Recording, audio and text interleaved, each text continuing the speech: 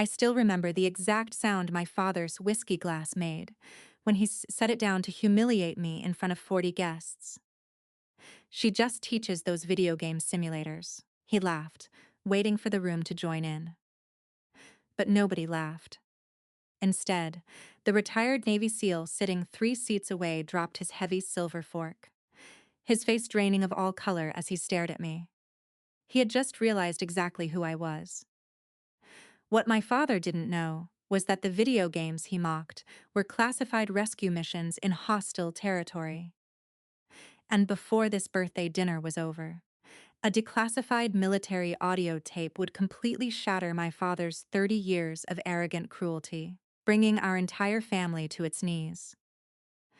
This is a story about the hidden weight of generational trauma, and why true strength means refusing to shrink yourself just to protect someone else's fragile ego. If you have ever had to fight for your basic dignity at your own family's dinner table, hit that like button, subscribe to the channel, and share your experience in the comments below. Let's dive in. I still remember the exact sound my father's whiskey glass made when he set it down on the mahogany table to humiliate me. It was a heavy, sharp clink of expensive crystal against polished wood, a sound that demanded the immediate attention of everyone in the room. We were gathered in the grand dining hall of a lavish, rented estate in upstate New York, celebrating Arthur Mitchell's 68th birthday. The room was a testament to his success and his need for control. Towering stone fireplaces, vaulted ceilings strung with warm amber lights, and a long, singular dining table meticulously set for 40 guests. The air smelled of roasted prime rib, expensive oak-aged bourbon, and the subtle, lingering scent of my sister's designer perfume. It was exactly the kind of environment where my father thrived, holding court among his wealthy neighbors, former business partners, and adoring relatives.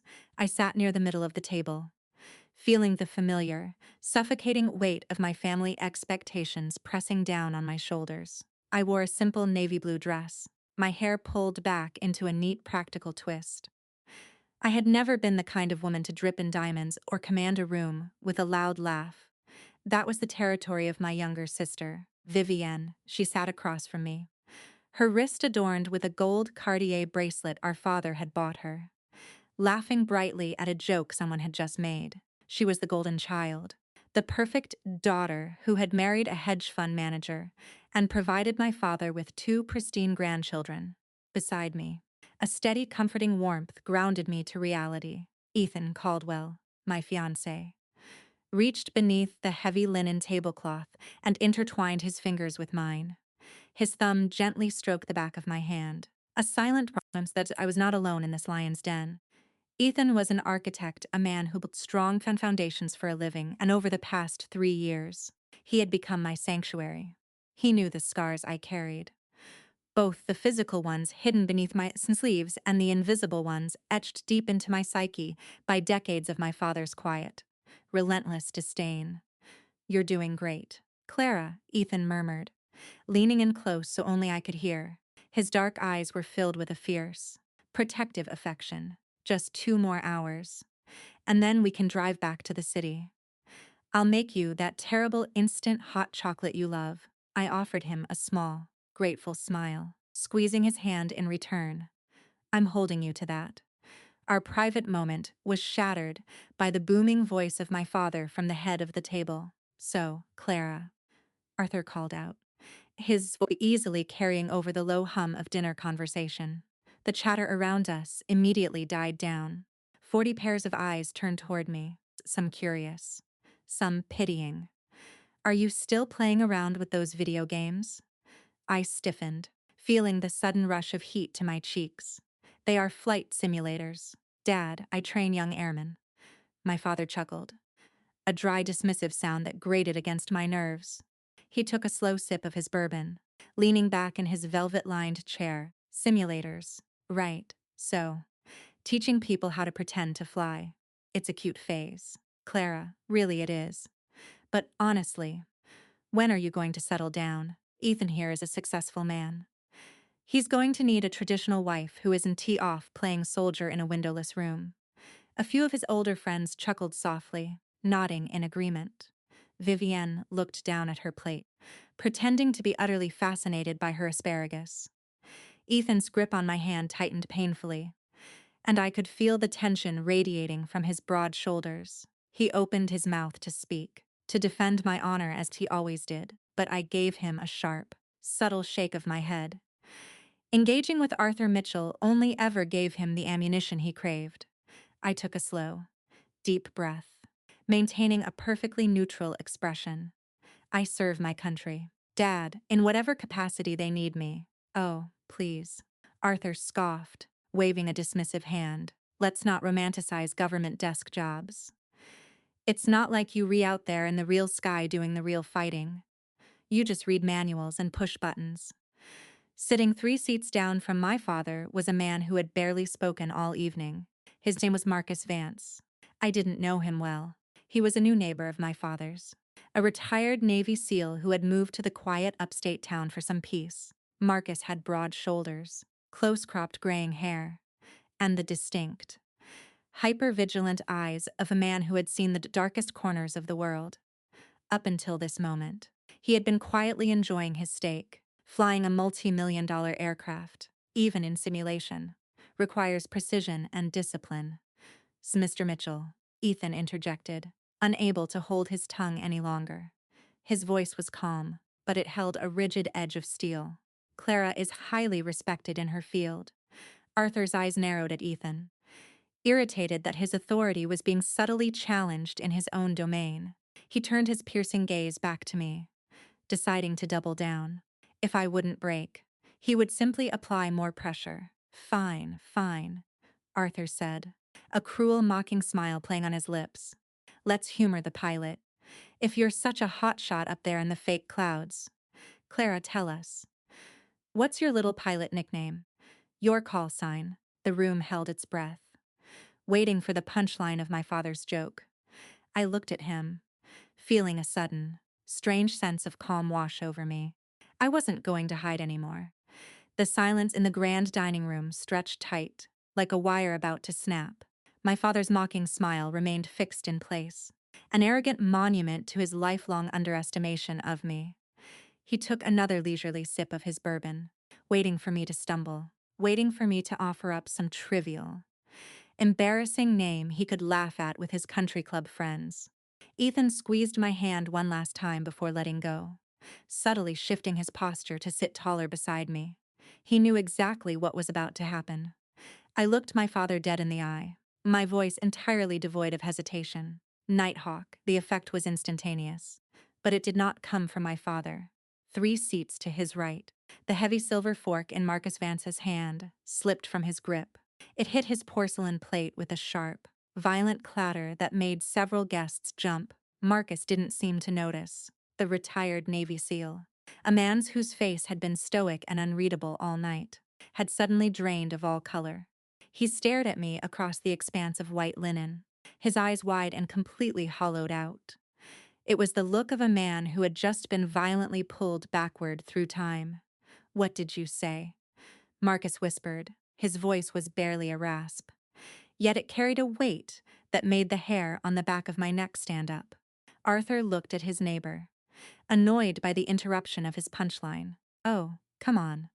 Marcus, don't tell me you've actually heard of her video game handle." Marcus ignored my father completely.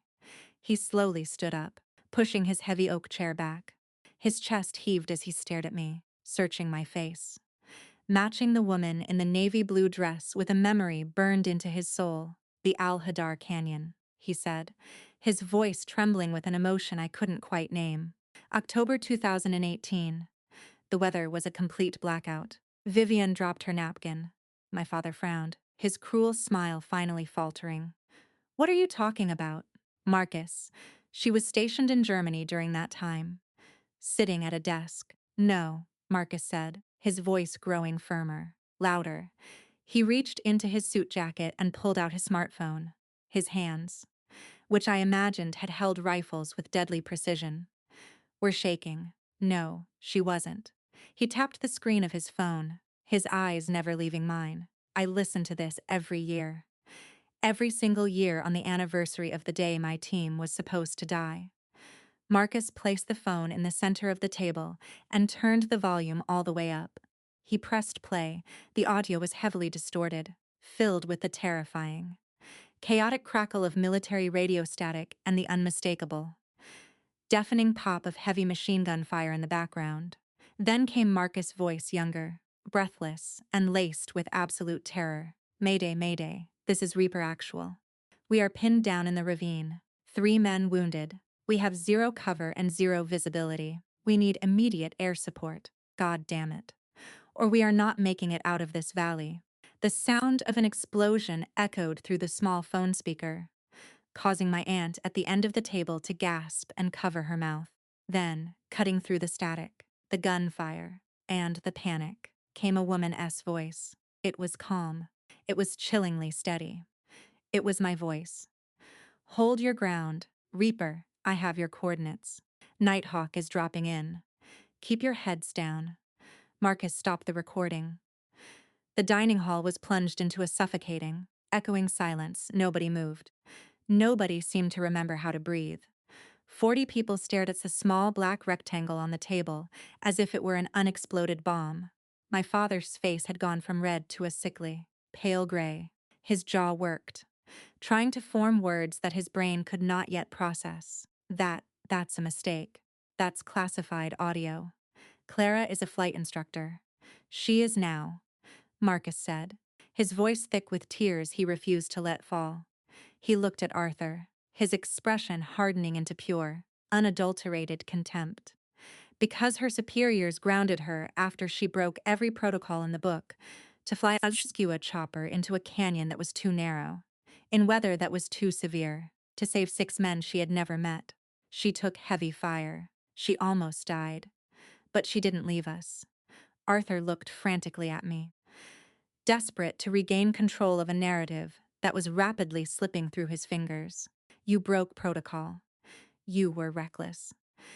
You could have been court-martialed for disobeying direct orders. Clara, before I could say a word. Ethan stood up. My quiet, steady architect fiancé reached into his leather briefcase resting by his feet.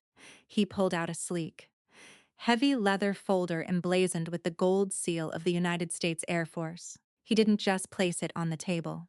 He slid it firmly down the polished mahogany until it stopped mere inches from Arthur's whiskey glass. She wasn't court-martialed. Arthur, Ethan said, his voice ringing out with an authority that commanded the entire room. She was completely exonerated, and then she was decorated. My father stared at the folder, slowly with trembling fingers. He opened it. Inside rested the heavy, gleaming bronze medal of the Distinguished Flying Cross, nestled next to the official citation signed by a 2-star general. The man who had spent 30 years reducing my life to a punchline was finally looking at the undeniable proof of my existence. He looked up at me, his eyes wide and fractured. But he didn't know the worst of it yet. He didn't know that I knew exactly why he had spent his life trying to break me.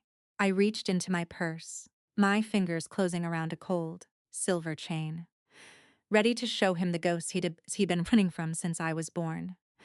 The heavy leather folder containing my Distinguished Flying Cross lay open on the mahogany table, its gold seal catching the amber light of the chandeliers overhead. My father, Arthur Mitchell, stared at the bronze medal as if it were a venomous snake that had just uncoiled itself on his pristine dinner plate. His chest rose and fell in shallow, erratic bursts.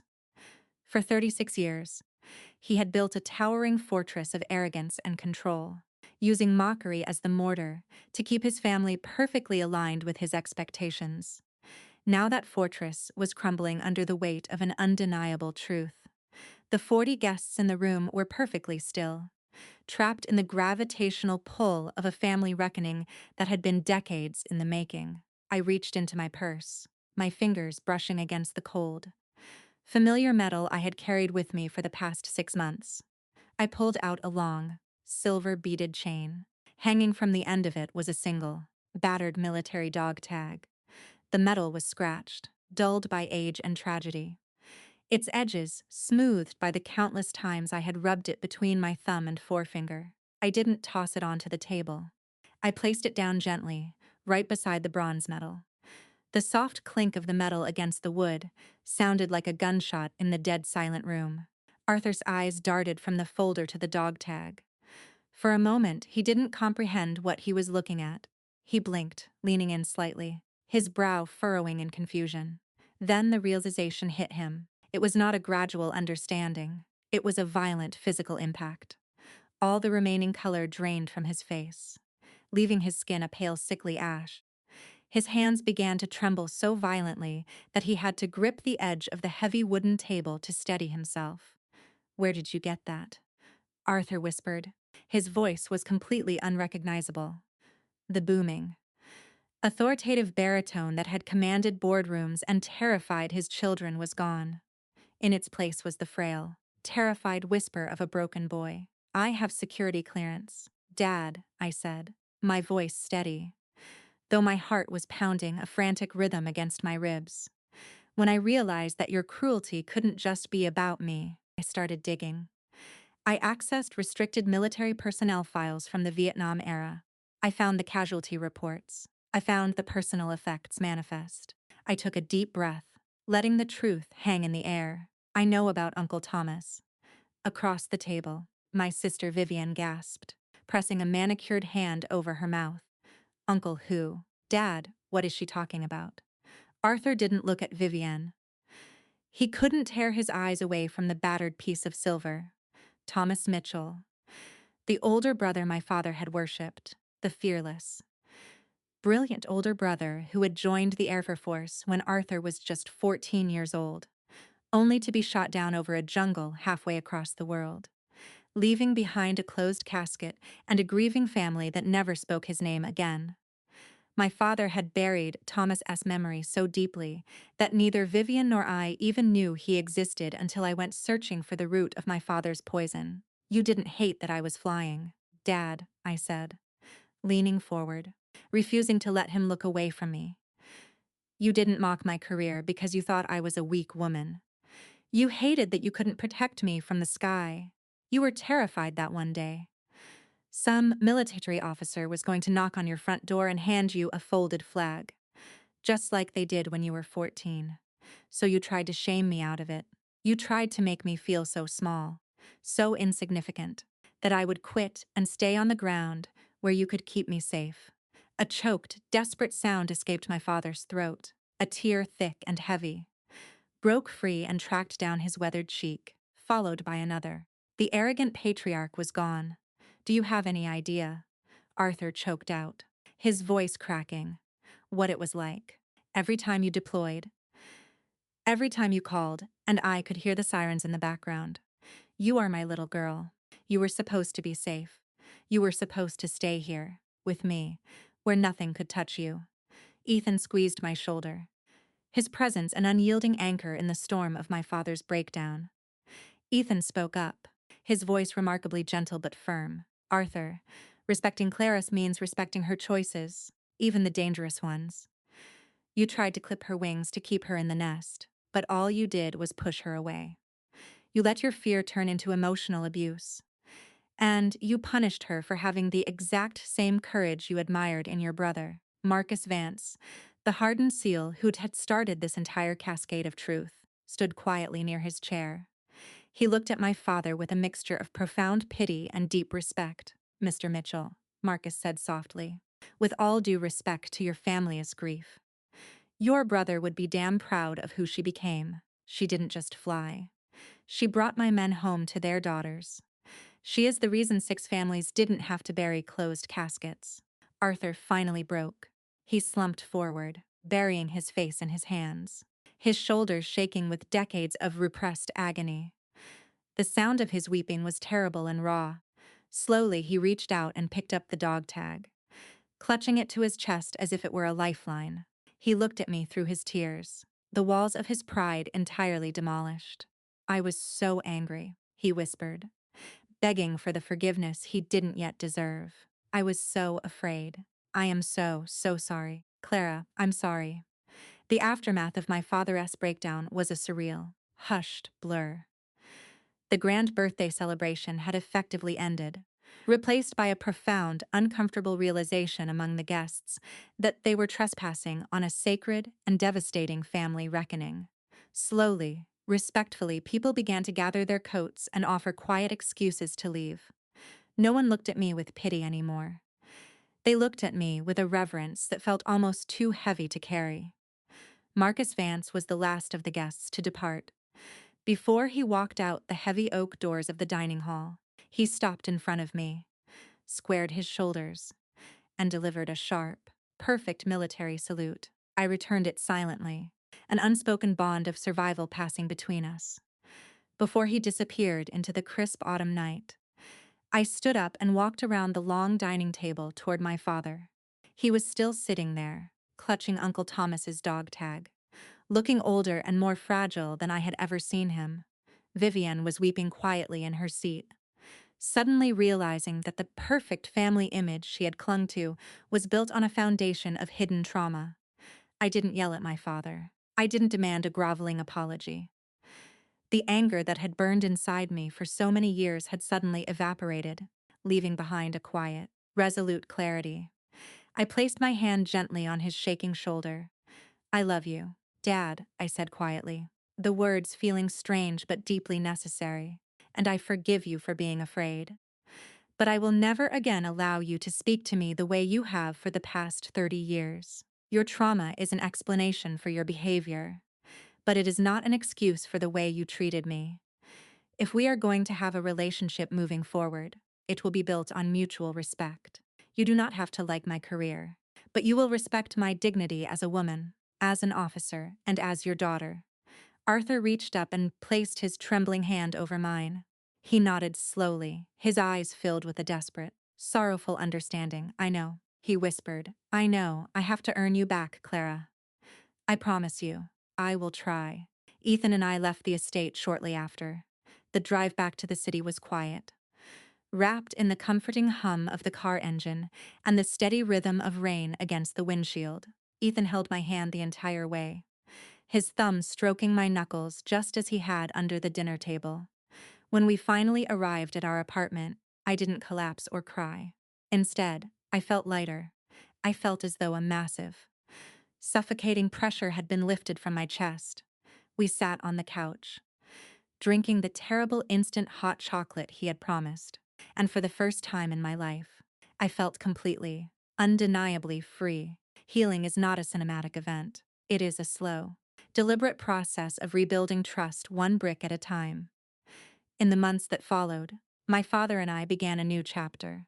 He started going to therapy, finally addressing the agonizing grief of losing Thomas that he had buried for half a century. He asked me questions about my flights, genuinely listening to my answers instead of waiting for a moment to insert a mocking joke.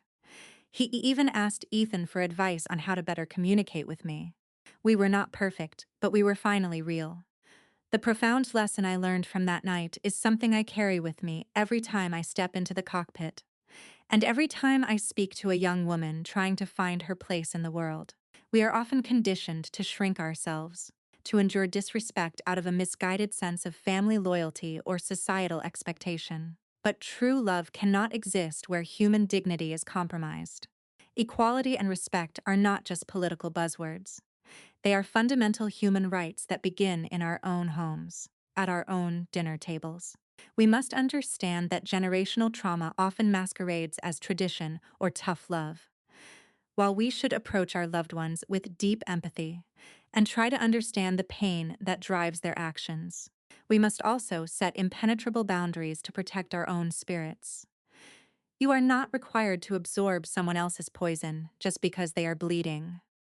Standing in your truth, demanding respect, and refusing to apologize for your own strength is the highest form of self-love. It is the only way to break the cycles of pain that hold us captive. Ultimately, the deepest healing comes when we stop waiting for permission to fly and simply take to the sky. The crisp spring wind whipped across the tarmac of the airbase, carrying the distinct, sharp scent of jet fuel and rain-washed concrete. It had been exactly 8 months since the disastrous dinner party that completely shattered the fragile, toxic illusion of my family dynamic. I stood in front of the floor-to-length mirror in the officer's dressing room, carefully adjusting the stiff collar of my formal dress blues. The fabric was heavy, immaculately pressed, and adorned with the ribbons and insignias that mapped out a career I had spent over a decade building in the shadows of my father's disdain. Today, however, there were no shadows. Today was the official ceremony where I would formally receive the Distinguished Flying Cross. Ethan stood right behind me, his hands resting gently on my shoulders. He was dressed in a sharp, tailored charcoal suit, his presence radiating the same quiet, unshakable stability that had anchored me through the hardest moments of my life. He caught my eye in the mirror and smiled, a warm, fiercely proud expression that made the nervous fluttering in my chest settle. Over the past 8 months, Ethan had been my constant sounding board as my father and I navigated the incredibly painful, awkward, and beautiful process of rebuilding our relationship from the ground up. He leaned down and pressed a soft kiss to the crown of my head. "You look extraordinary, Clara, absolutely formidable." "I feel like my heart is going to beat right out of my chest," I admitted, taking a deep, shuddering breath. I've faced enemy fire with a steadier pulse than this. That's because surviving a war zone is about training," Ethan murmured, his thumbs gently rubbing the tension from my shoulders. "But letting your family see you in all your glory, without apologizing for your brilliance, that requires a completely different kind of bravery. You are ready for this. They are ready for this." A soft knock on the wooden door interrupted us. I turned as the door creaked open, revealing my father. The Arthur Mitchell standing in the doorway was a profound departure from the arrogant, booming patriarch who had once commanded dining rooms with cruel jokes. He looked older, certainly, but there was a new softness around his eyes, a vulnerability that had replaced his rigid armor. He was holding his hat in his hands, his posture respectful and slightly hesitant, as if waiting for permission to enter my sanctuary. Behind him stood my sister, Vivian, clutching a small bouquet of white lilies. "Come in, Dad," I said, my voice steady and welcoming. Arthur stepped into the room, his eyes scanning my uniform. I watched as his gaze fell upon the silver pilot's wings pinned above my left pocket. For a fleeting second, I saw the ghost of his brother Thomas flash across his expression, a ripple of ancient grief. But instead of letting that fear harden into anger, Arthur took a slow breath, grounding himself in the present. He walked over to me, his eyes shining with unshed tears, and gently reached out to adjust a microscopic wrinkle on my sleeve. "I have never been so honored to be anywhere in my entire life," Arthur whispered, his voice trembling with raw sincerity. "When I look at you today, Clara, I don't see the fear that consumed me for 30 years. I see a woman who is stronger than I ever was. I see my daughter. And I am so incredibly proud of you." The words I had waited my entire life to hear finally washed over me, not as a desperate validation I needed to survive, but as a beautiful gift I was finally ready to receive. I wrapped my arms around his neck, pulling him into a tight embrace. The ceremony that followed was a blur of military precision and profound emotion. When the two-star general recounted the harrowing details of the Al-Hadar Canyon rescue, echoing the exact sentiments Marcus Vance had shared at the dinner table, I looked out into the audience. There, sitting in the front row, was my father. He wasn't looking at his phone. He wasn't looking at the other high-ranking officers. He was looking only at me, tears streaming freely down his face, his hand clutching his chest where I knew Uncle Thomas's dog tag rested against his heart. When the heavy bronze cross was finally pinned to my uniform, Arthur Mitchell was the very first person to stand to his feet, leading the auditorium in a deafening, tear-filled standing ovation. 2 years after the truth was laid bare on my father's mahogany dining table, I found myself standing beneath a beautifully draped canopy of white silk and wild greenery. The sun was setting over the rolling hills of the Hudson Valley, casting a warm, golden glow over the faces of the people I loved most. It was my wedding day. I wore a simple, elegant ivory gown that caught the evening breeze, my hand tightly clasped in Ethan's as we listened to the gentle music floating from the string quartet in the corner of the garden. The reception was entirely different from the sterile, high society gatherings my father used to orchestrate. This was a celebration of genuine love, filled with laughter, the clinking of champagne glasses, and the relaxed chatter of my military squadron, mingling effortlessly with Ethan's architectural firm. Marcus Vance was there, sitting with his wife, raising a glass to me from across the lawn. But the most profound transformation of the evening belonged to Arthur Mitchell. When the time came for the father of the bride to give his toast, a hush fell over the garden.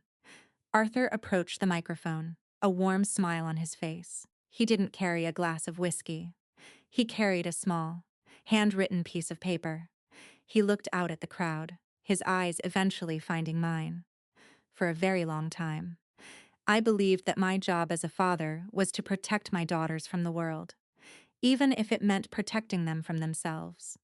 Arthur began, his voice clear and resonant, completely devoid of the sharp edge it used to carry. I let my own unresolved tragedies dictate how I saw my eldest daughter, Clara. I tried to keep her on the ground because I was terrified of the sky, but in my foolishness, I failed to realize that Clara was never meant to be confined. She was born to soar. He paused, taking a deep, emotional breath. Clara, you taught me the hardest and most vital lesson a parent can learn. You taught me that true love is not about control. It is about profound, unconditional respect. You demanded your dignity when I was too blind to offer it freely. You broke a generational curse of silence and fear in our family, simply by refusing to apologize for your own magnificent strength. Ethan, he turned to my husband. Thank you for seeing her brilliances from the very beginning, and for standing by her side when she had to fight for her right to shine. There was not a dry eye in the garden. When the music swelled for the father-daughter dance, Arthur walked onto the wooden dance floor and held out his hand. As we swayed to a slow, acoustic melody, he rested his head against mine, humming softly. The man who had once used his words as weapons had finally learned how to use them to heal. This journey from a dining room filled with mockery to a garden filled with unconditional grace carries a vital truth for every woman listening. Generational trauma is a heavy, suffocating blanket that families pass down in the name of tradition. It teaches us to stay small, to endure quiet abuses, and to sacrifice our human rights for the sake of keeping a toxic peace. But peace built on the suppression of your spirit is just another form of war. You have the absolute right to set boundaries. You have the right to demand that your family respects you as a sovereign, equal human being. Healing does not always mean walking away forever. Sometimes it means standing your ground so firmly that the people around you are forced to rise to your level. By holding my father accountable, by bringing the painful truth of our past into the light, we did not destroy our family. We saved it. We built a new foundation based on equality, mutual respect, and the deeply human right to pursue our own calling. To the women watching this, who might be sitting at their own metaphorical dinner tables, listening to someone belittle their dreams, do not internalize their fear. Their inability to understand your altitude has absolutely nothing to do with your ability to fly. Speak your truth. Hold your boundaries. And never let anyone convince you that the sky is too dangerous for you. Keep flying. Keep fighting for your dignity. And trust that the people who truly love you will eventually learn how to look up and marvel at your wings. The low, rhythmic hum of the massive hydraulic actuators echoed through the cavernous training facility, a sound that I had come to find profoundly comforting. I stood in the darkened observation bay of the Advanced Flight Simulation Center, the glow of the sweeping radar screens illuminating the polished concrete floor. 5 years ago, this very room was the source of my father's deepest derision. It was the place where he claimed I played video games and taught young men how to pretend to fly. Today, as the newly appointed Director of Advanced Tactical Training, it was my absolute domain. I stood with my hands clasped behind my back, my eyes fixed intently on the glass partition that separated the observation deck from the multi-million-dollar simulator pod currently suspended in the center of the hangar. Inside that pod was First Lieutenant Sarah Miller, a brilliant but fiercely anxious young aviator who was currently navigating a simulated Category 5 hurricane over a hostile extraction zone. Through the secure comms channel, I listened to the frantic rapid fire of Sarah S. breathing. Her voice cracked as she called out her declining altitude, the simulated wind shear tossing her virtual aircraft violently against the canyon walls. I didn't yell. I didn't reprimand her. I pressed the communication button on my console and let my voice drop into that familiar, quiet cadence that had carried me through the Al-Hadar Canyon all those years ago. Breathe, Lieutenant Miller, I instructed, my tone steady and unyielding. The sky does not care about your panic. The sky only respects your control. Trust your instruments. Find the pocket. And pull up. I watched the telemetry data spike on my screen, and then, miraculously, level out. Sarah had found the window. She executed the maneuver perfectly, stabilizing the multi-ton machine and successfully completing the extraction protocol. As the simulation ended and the massive pod slowly lowered back to the hangar floor, I heard the heavy, metallic clang of the security door opening behind me. I turned to see my father, Arthur Mitchell, stepping into the observation bay. He was dressed in a tailored wool coat against the biting December chill, his silver hair neatly combed. He held a visitor's badge clipped to his lapel. Over the past 3 years, our relationship had evolved into something I never could have predicted. He had become a man who listened more than he spoke, a man who sought to understand the world rather than simply dominate it. I had invited him to the base today, not to prove a point, but because he had finally asked, with genuine curiosity, to see where I worked. Arthur walked up to the glass partition, his eyes wide as he took in the sheer scale of the facility. He watched as the simulator door hissed open and a sweat drenched. Visibly exhausted, Lieutenant Miller climbed down the ladder. Arthur's gaze shifted from the young pilot to the massive, complex machinery, and then finally to the dozens of screens on my command console, mapping out weather patterns, hostile fire trajectories, and structural integrity reports. He stood there for a very long time, the silence stretching between us, heavy with the weight of unsaid apologies and profound realization. "This is what I mocked," Arthur said softly, his voice barely rising above the hum of the cooling servers. It wasn't a question. It was a devastating admission. I reduced this incredible, terrifying responsibility to a punchline. I walked over to stand beside him, looking out over the hangar. "You didn't know. Dad, you didn't want to know. A simulator isn't a game. It is a crucible. It is the place where we break these young pilots down to their absolute core, exposing every weakness and every hesitation they have, so that when they are out there in the real sky, when lives are on the line, they don't break. I teach them how to survive their own fear. I teach them how to bring their people home." Arthur reached out and pressed his hand against the cold glass. His eyes were bright with unshed tears, the reflection of the simulator screens dancing across his weathered face. "I spent so much of my life terrified that the sky would take you, Clara, but looking at you now, looking at what you do here, I realize you were never the victim of the sky. You are the master of it." He turned to me, a look of profound, unshakable respect etched into his features. "The men and women who fly under your command are the luckiest people in the military. You save lives long before they ever face the fire." I felt a lump rise in my throat, a deep, resonant warmth spreading through my chest. The validation I had spent my entire youth begging for was finally here, but I no longer needed it to survive. I simply accepted it as a beautiful testament to how far we had both come. We stood side by side in the dim light of the observation deck, watching the young lieutenant walk proudly across the hangar floor. 2 generations of Mitchells finally anchored by the very truth that had once threatened to tear us apart. The golden hour of autumn sunshine spilled across the wide, wrap-around porch of the colonial farmhouse Ethan had designed for us. It was a Sunday afternoon, completely untouched by the rigid schedules and high-stakes demands of my military career. The air smelled of wood smoke and roasting apples, a comforting testament to the quiet life we had built away from the noise of the world. I sat on the porch swing, a warm mug of tea cradled in my hands, watching Ethan in the yard as he taught our golden retriever, Barnaby, how to catch a frisbee. His laughter drifted up to the porch, a sound that consistently reminded me of what a safe harbor truly felt like. The heavy oak front door opened behind me, and my sister, Vivian, stepped out onto the porch. She was wrapped in a thick cashmere shawl, her usually flawless makeup completely absent, revealing the exhausted, deeply human woman underneath. The past year had been a painful awakening for Vivian.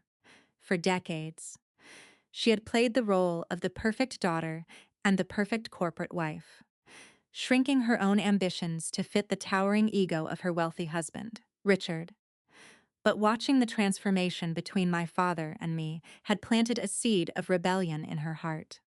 She had finally realized that the golden cage Richard had built for her was still, ultimately, a cage. Vivian sat down next to me on the swing, pulling her knees to her chest. "I packed my bags this morning, Clara," she whispered, her voice trembling but laced with a newfound resolve. Richard told me I was being hysterical. He laughed and said I wouldn't last a week without his money. But I looked at him, and for the first time, I wasn't afraid. I just felt tired of being small.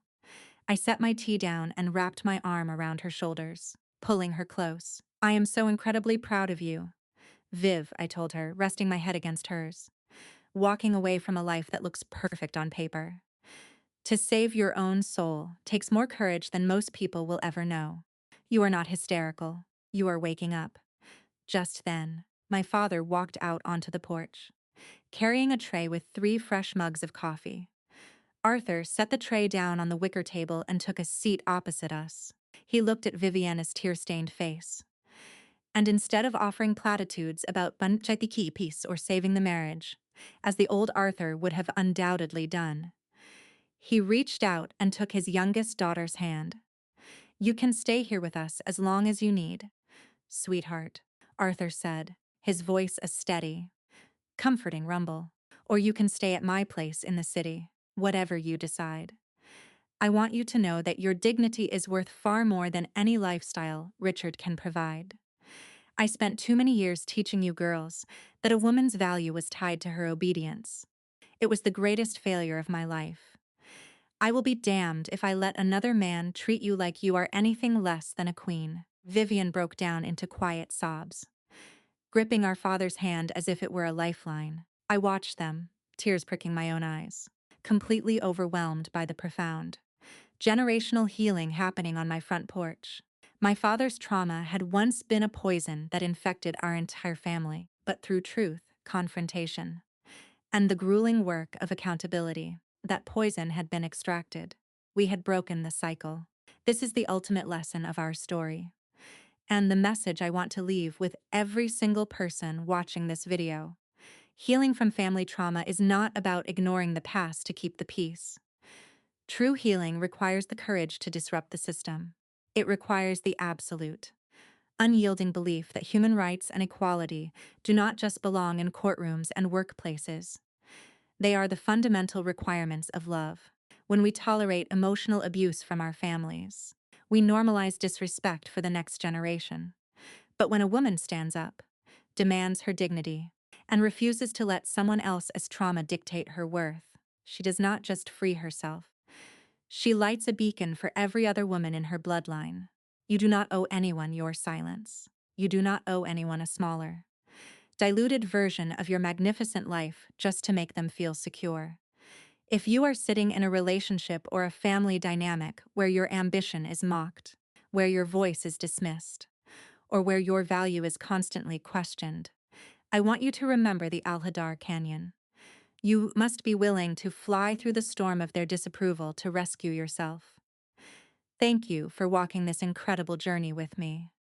If this story gave you the strength you needed today, please subscribe to the channel and share this video with a friend, a sister, or a mother who needs to hear it. Remember, true strength is not just about surviving the battles others put you in. It is about having the courage to finally walk off their battlefield entirely. Take care of your spirit, protect your peace, and never let them clip your wings. The vast vaulted auditorium of the United States Air Force Academy was a sea of pristine blue uniforms, polished brass buttons, and the palpable, vibrating energy of 1,000 young cadets preparing to step into the rest of their lives. It was late May. Exactly 4 years since the truth had fractured and subsequently rebuilt my family in upstate New York. I stood behind the heavy oak podium at the center of the stage, looking out over the graduating class. I had been invited back to Colorado Springs not just as an alumna, but as a keynote speaker for the commissioning ceremony. The heavy bronze cross on my chest caught the bright stage lights, a silent testament to the canyon in Al Hadar. But the true weight I carried that day was the profound responsibility of addressing the next generation of female aviators just sitting in the front rows. I took a moment to let my gaze drift to the VIP section just off to the right of the center aisle. Ethan was there, of course, looking devastatingly handsome in his tailored suit, his dark eyes radiating that familiar, unshakable warmth that had been my sanctuary for nearly a decade. Beside him sat my sister, Vivienne. The transformation she had undergone over the past year was nothing short of miraculous. The heavy, exhausted woman who had collapsed on my porch swing was gone.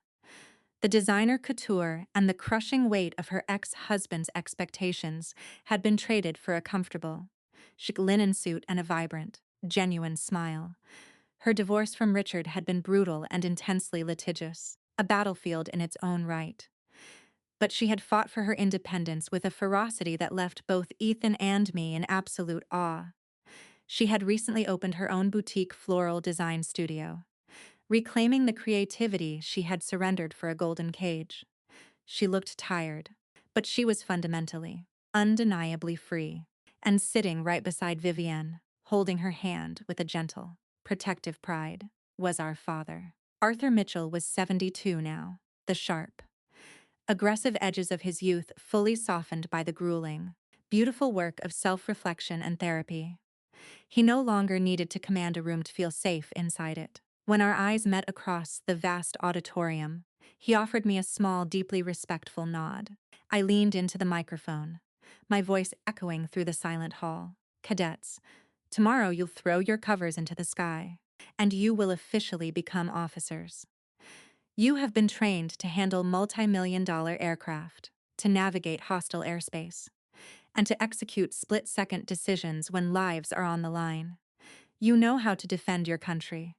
But today, I want to talk to you about defending something equally vital, your own invisible airspace. The young women in the front row leaned forward, their eyes locked onto mine, throughout your careers, and throughout your lives. You will encounter people who are intimidated by your altitude, I continued, my voice steady and deliberate. Sometimes, these people will be your commanding officers. But more often than not, they will be the people who claim to love you.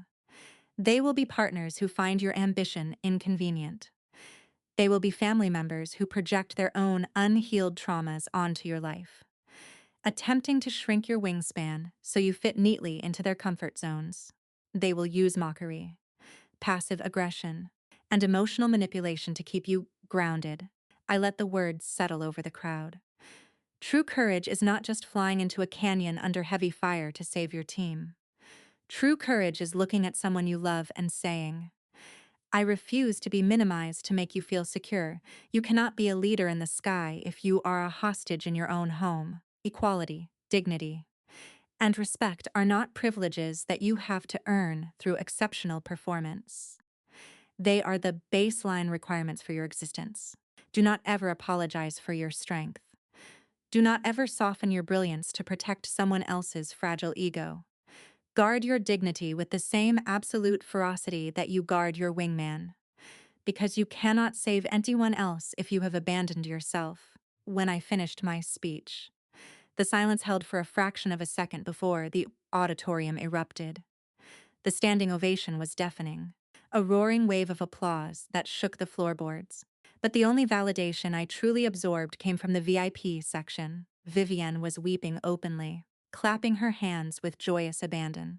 Ethan pressed his hand to his heart, smiling with that quiet, infinite love. And my father, The man who had once laughed at my career to entertain a room full of strangers stood taller than anyone else. Cheering for the daughter he finally understood.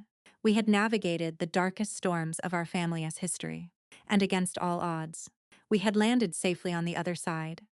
The autumn wind swept through the immaculate, rolling green lawns of the National Cemetery, carrying the crisp scent of fallen oak leaves and the solemn, quiet dignity of the hallowed ground.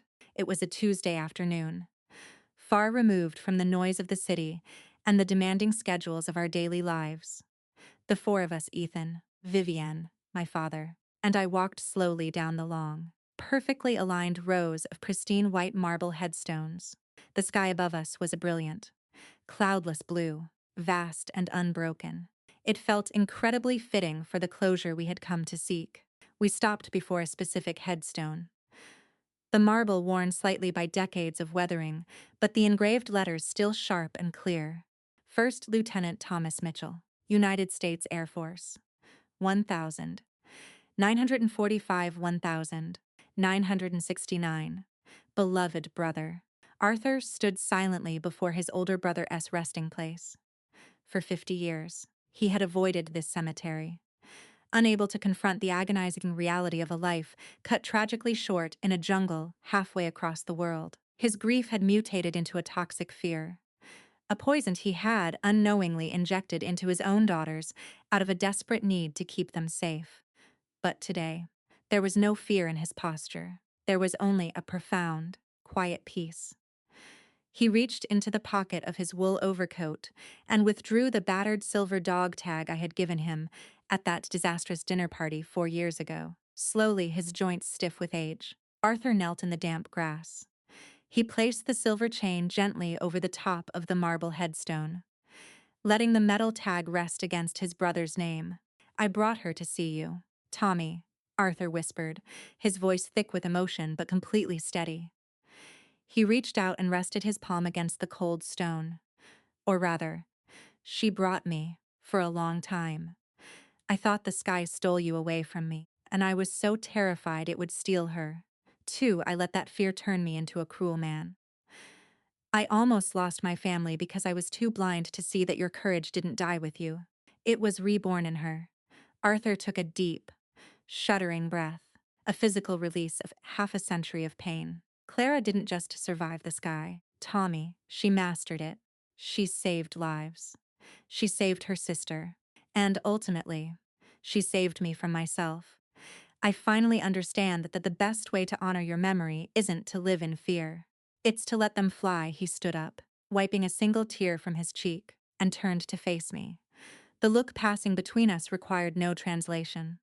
The massive, invisible wall that separated us for my entire childhood had been entirely dismantled. Brick by painful brick, Ethan stepped up beside me, wrapping his arms securely around my waist, while Vivian moved to stand by our father, linking her arm through his.